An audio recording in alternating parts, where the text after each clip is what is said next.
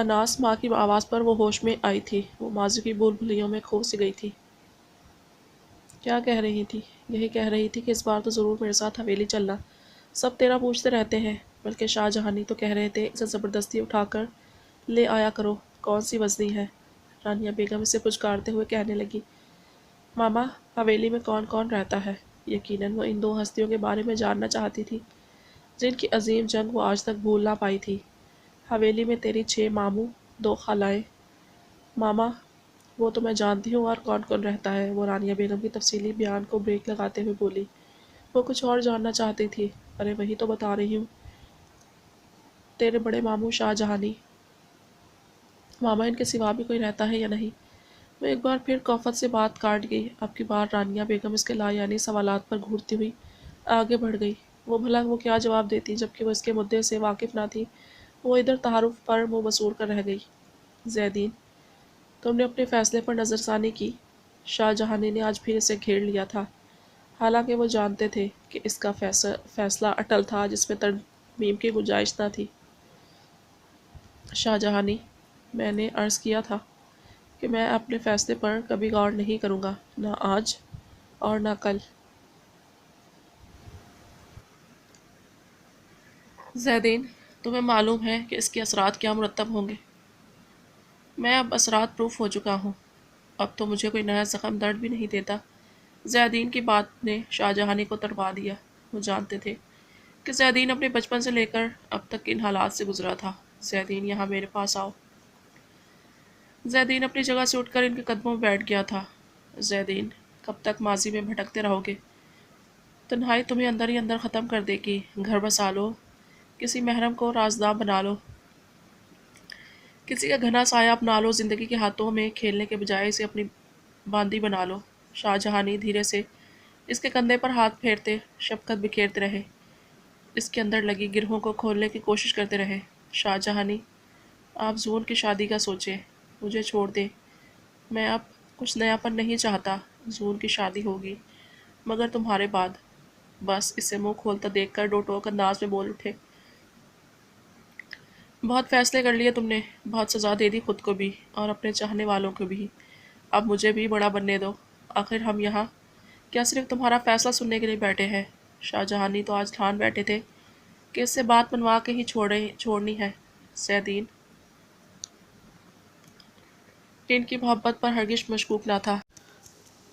بتاؤ زیدین، اگر تمہاری اپنی کوئی پسند ہے ٹھیک، ورنہ تمہاری ایما میں ابھی طاقت ہے، ساری بیماریاں بھول بھال ایسی تگدو کریں گی کہ ایک ہفتے کے اندر تمہیں بیڑیاں پہنا کر چھوڑیں گی۔ ٹھیک ہے شاہ جہانی، کرتے ہیں کچھ، ایسی جلدی بھی کیا؟ زیدین کی کچھ نظر انداز کرنے والی نہیں تھی۔ یہ اس کی نیم رضامندی کی علامت تھی، ورنہ اس سے پہلے تو وہ اس ٹاپک پر بات کرنے ہی کو رضامند نہ ہوتا تھا۔ زیدین، ایک بات سوچ لینا کہ تمہاری بیوی کے آنے سے دعا پر کیا اثر پڑے گا۔ شاہ جہانی، اگر ایسا ہے تو میں شادی نہیں کرتا۔ زیدین نے جھٹ موقع سے فائدہ اٹھایا تھا۔ زیدین، شاہ جہانی نے اسے آنکھیں دکھائیں۔ زیدین ہنستا ہوا جھک گیا۔ زیدین، میں سنجیدہ ہوں، دعا تم سے بہت اٹیچ ہے، تمہاری شادی سے وہ یقیناً اپسیٹ ہوگی، اس لیے ہم نے سوچا ہے کہ تم ہنا سے شادی کر لو۔ دعا کو جو پیار اس کی ماں دے سکتی ہے وہ کوئی اور نہیں۔ شاہ جہانی، دعا میری ذمہ داری ہے، میں اسے ماں اور باپ دونوں کا پیار دے سکتا ہوں۔ زیدین نے ایک ایک لفظ جما کر کہا، پاگل مت بنو، ہنا اس کی ماں ہے۔ نہیں ہے ہنا اس کی ماں، وہ ذوالنواس کی بیٹی ہے، اور ذوالنواس ہنا کا شوہر تھا۔ شاہ جہانی اور زیدین ایک ہی انداز میں بولتے چلے گئے۔ ٹھیک ہے، ہنا ذوالنواس کی بیوی تھی، مگر اب وہ کچھ نہیں ہے۔ ابوذر کے خاندان سے اس کا ہر تعلق ٹوٹ چکا ہے۔ زیدین کے لہجے میں ہنا کے لیے نفرت ہی نفرت تھی۔ ہنا کا تعلق ٹوٹا ہے، دعا کا نہیں، وہ ابوذر کی پوتی ہے اور ہنا اس کی ماں ہے۔ شاہ جہانی بھی اسی کے تایا تھے۔ زیدین نے انہی کا مزاج پایا تھا، مگر آج سے قبل دونوں کسی معاملے میں مختلف نہیں ہوئے تھے۔ یہ پہلا موقع تھا جب دو ہم مزاج آمنے سامنے تھے۔ شاہ جہانی، میں دعا کے معاملے پہ کوئی کمپرومائز نہیں کروں گا، تبھی میں نے کہا ہے کہ تم ہنا سے شادی کر لو۔ شاہ جہانی پلیز، زیدین نے بمشکل اپنی آواز کو بلند ہونے سے روکا۔ یہ وہ بات تھی جو شاہ جہانی دنیا کا بڑے سے بڑا سودا کر کے بھی منوا نہیں سکتے تھے، اسی لیے بات کو دوسرے پیرائی میں لے گئے۔ تو کیا سوچا ہے تم نے؟ کیسے نبھا پاؤ گے دو متضاد رشتوں کو؟ ان کا اشارہ دعا زیدین کی بھتیجی اور اس کی آنے والی بیوی کی طرف تھا۔ ایسا کرتے ہیں شاہ جہانی، دعا کی ہم عمر کوئی بچی لے آتے ہیں تاکہ وہ سارا دن اس سے کھیلتی رہے۔ زیدین نے ان کے جھریوں زدہ چہرے پر امید و آس کے تاثرات دیکھ کر موڈ کو فوراً بدل لیا اور شرارت سے کہنے لگا۔ ایسا کہتے ہوئے نگاہ کو کوئی دور سے جھلک دکھائی دی تھی۔ چند لمحوں کے توقف کے بعد زیدین ان کے پاس سے اٹھتے ہوئے دھیرے سے بولا، شاہ جہانی، میری بات کو غلط معنوں میں مت لیجیے گا، اور نہ ہی یہ میرا فیصلہ ہے، نہ ہی خواہش و جنون کسی کوئی بات ہے۔ بس گھر بسانے اور خود کو سمیٹنے کی جو شرط آپ نے رکھی ہے، اسی کے تناظر میں ایک ننھا سا جگنو کبھی کبھی اپنی زندگی کی اندھیری راہوں میں ٹمٹماتے دیکھتا ہوں، ایک تصور جو بہار کا جھونکا لگتا ہے، اگر آپ کو بھی مناسب معلوم ہو تو۔ ارے تم ہماری مناسبت کو گولی مارو، ہمیں اس گلی کا راستہ بتاؤ جہاں ہمیں دوڑ لگانی ہے۔ شاہ جہانی تو اس بات سے کھل اٹھے تھے کہ اس کے سنگ پرست کو وہی کا شعور بھی تھا، باقی باتوں پر وہ توجہ دینا ہی نہ چاہتے تھے۔ زیدین نے دروازے کے پاس بالکل پاس جا کر مڑ کے دیکھا، شاہ جہانی، رانیہ پھپھو کے گھر میں کسی پری کا بسیرا ہے۔ زیدین نے بات بھی کی تو پہیلیوں میں، کیونکہ وہ جانتا تھا کہ شاہ جہانی پہیلی بوجھنے کے ماہر تھے۔ جلدی منہ کھولو، نکالو جو کچھ اندر ہے۔ لیلا حمزہ کے کاندھے پہ سوار زیادہ ہی پرجوش دکھائی دے رہی تھی، مگر یہ کیا، پیکٹ کھولنے کے بجائے حمزہ فرش پر لیٹ گیا اور آنکھیں بند کر رکھی تھی۔ حمزہ، کیا ہوا تمہیں حمزہ؟ لیلا حمزہ کو جھنجھوڑتے ہوئے بولی۔ سب اس پر جھکے ہوئے دیکھ رہے تھے۔ آخر تیمور آگے بڑھا اور حمزہ کا سر اوپر کیا۔ کیا ہوا حمزہ؟ حمزہ نے ایک آنکھ کھول کر اسے دیکھا اور بولا، یار اسے کہو یہ یوں ہی مجھے منہ کھولنے کے لیے کہتی رہے، میں تمام عمر منہ نہیں کھولوں گا۔ حمزہ کی بات پر سب نے کہکا لگایا، جبکہ لیلا اسے مکہ مار کے پیچھے ہو گئی۔ وہ ایکسائٹمنٹ میں بھول ہی گئی تھی کہ وہ حمزہ کے کتنے قریب ہو گئی ہے، مگر حمزہ ہر قسم کی سچویشن میں بھی ہوش سلامت رکھتا تھا اور اسے چھیڑنے کا کوئی موقع ہاتھ سے جانے نہیں دیتا تھا۔ اچھا بول تو صحیح، اندر کی کیا خبر ہے؟ سب متجسس ہو کر اس پر ایسا جھکائے تھے کہ وہ درمیان میں نظر نہیں آ رہا تھا۔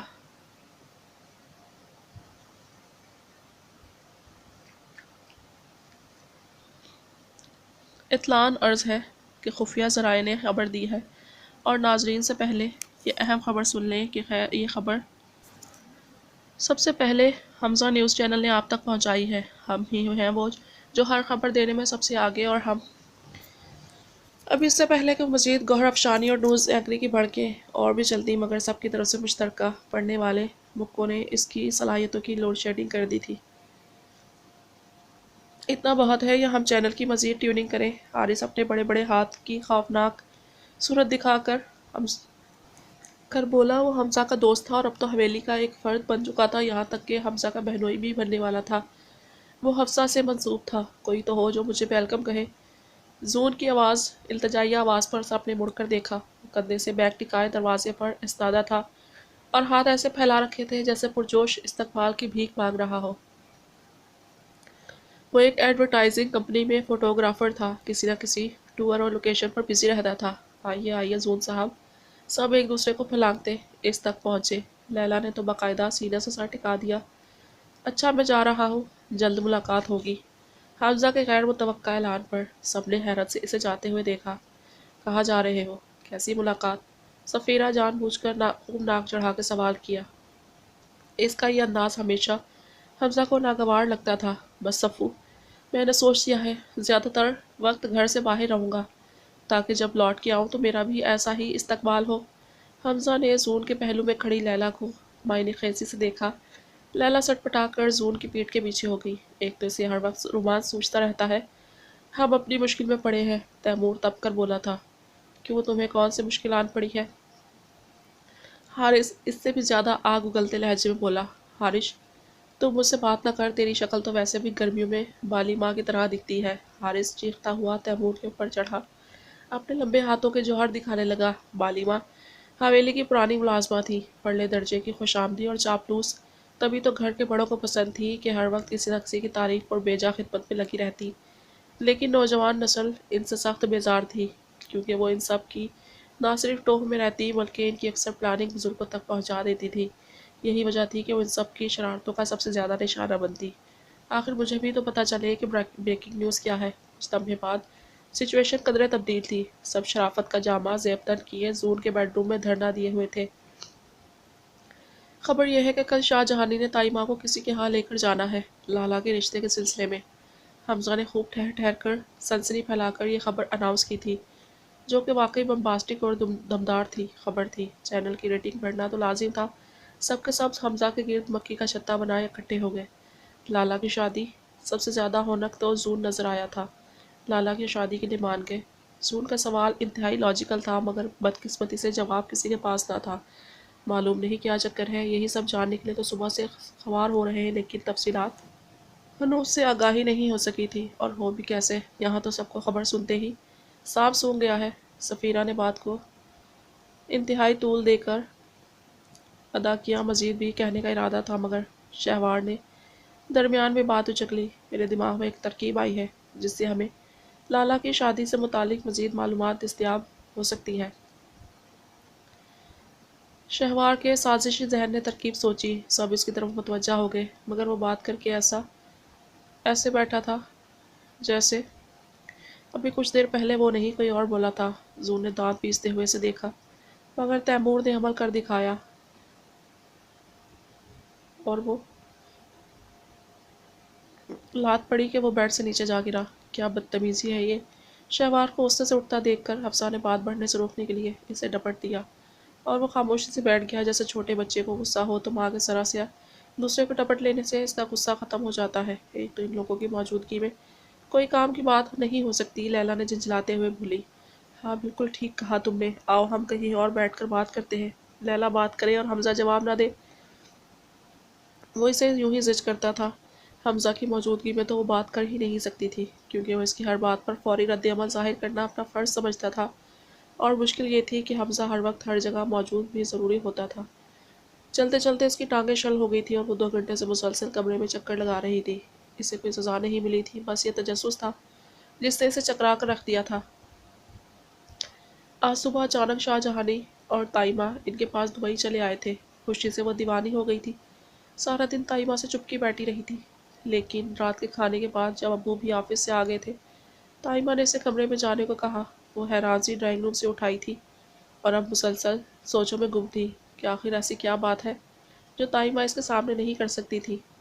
تائمہ کا لفظ کچھ ایسا مشہور ہو گیا تھا کہ نندوں کے بچے بھی اسی نام سے بلاتے، اور تو اور چھوٹے دیور اور نندوں نے بھی اسی نام سے بلانا شروع کر دیا تھا۔ اس کی تو کوئی بہن بھی نہ تھی جو اندر کی خبر لے آتی۔ اسی سوچ وچار میں وہ سو گئی۔ صبح اس کی آنکھ دیر سے کھلی، حالانکہ رانیہ بیگم اسے دیر تک سونے نہیں دیتی تھی۔ آج تو معجزہ ہی ہو گیا تھا کہ وہ 8 بجے تک سوتی رہی تھی، اور کسی نے جگایا تک نہیں۔ وہ جلدی سے اٹھی اور منہ ہاتھ دھو کر بال سمیٹ کر کچن میں چلی آئی، لیکن آج کچن میں بھی خاموشی تھی۔ کچن سمیٹ کر ماما ابو کے کمرے کی طرف آئی، لیکن وہاں بھی تک میٹنگ جاری تھی۔ وہ واپس پلٹنے لگی کہ تائمہ نے آواز دی، اناس آؤ میرا بچہ اندر آؤ۔ تائمہ نے اپنی ازلی شفقت سے اسے بلا کر پاس بٹھا دیا۔ تائمہ آپ نے ناشتہ کر لیا؟ اناس نے ان کے کندھے پر سر ٹکا دیا۔ ہاں بیٹا، ہم نے ناشتے کے ساتھ اور بھی بہت کچھ کر لیا ہے۔ تائمہ کے چہرے کی معنی خیز رونق اس بات کی گواہی دے رہی تھی کہ وہ اپنے مقصد میں کامیاب ہو گئی تھی۔ تائمہ آپ عید کر کے جائیے گا۔ لو بیٹا، ابھی عید کہاں، ابھی تو اتنا وقت پڑا ہے۔ وہ درمیان سے رمضان کے روزے حذف کر گئی تھی۔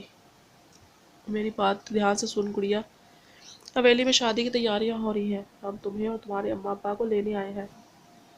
شاہ جہانی نے ٹھوک بجا کر کہا تاکہ اسے باور ہو جائے کہ انکار کی گنجائش نہیں۔ شاہ جہانی کس کی شادی ہو رہی ہے؟ وہ اچھل پڑی۔ صہیب کی، سب نے خاص طور پر تمہیں لانے کی فرمائش کی ہے، چلو گی؟ شاہ جہانی کو انکار کیسے کر سکتی تھی، مگر وہ جانا بھی نہیں چاہتی تھی، حالانکہ اس کا شادی میں شرکت کرنے کا بہت دل چاہ رہا تھا، مگر وہ کسی کا سامنا نہیں کرنا چاہتی تھی۔ اس نے 10 سال ایک ہی چہرے کو سوچا تھا، مگر مختلف انداز میں۔ کبھی وہ چہرہ مہربان سا نظر آتا جو اس سے پیار بھری باتیں کرتا رہا تھا، اور کبھی وہ چہرہ ایک قاتل کا نظر آیا جس نے کسی کا گلا دبا کر مار دیا تھا۔ تائمہ، میری پڑھائی کا حرج ہوگا، تو ہوتا رہے، پڑھائی تو پھر بھی ہو سکتی ہے، شادی کون سا بار بار ہونی ہے؟ بس تو پھر طے ہے، ادھر شادی شروع، ادھر میری بچی ہماری حویلی کی رونق کو چار چاند لگانے آ جائے گی۔ اس کا بہانہ تو پھونک مار کر اڑا دیا گیا تھا۔ وہ بے بسی سے سب کو دیکھے گئی۔